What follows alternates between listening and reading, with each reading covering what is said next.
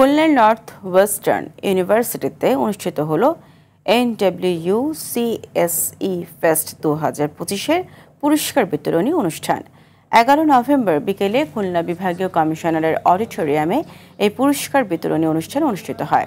North western ইউনিভার্সিটির আয়োজনে এই অনুষ্ঠানে প্রধান অতিথি হিসেবে উপস্থিত ছিলেন ইউনিভার্সিটির ভারপ্রাপ্ত ভাইস চ্যান্সেলর প্রফেসর কানাই লাল সরকার। এ সময় অনুষ্ঠান বোর্ড অব ট্রাস্টিজের সদস্য, ডিন, বিভাগীয় দপ্তর প্রধানগণ, প্রক্টর, শিক্ষক, শিক্ষার্থী সহ বিশ্ববিদ্যালয়ের কর্মকর্তা ও কর্মচারীগণ উপস্থিত ছিলেন।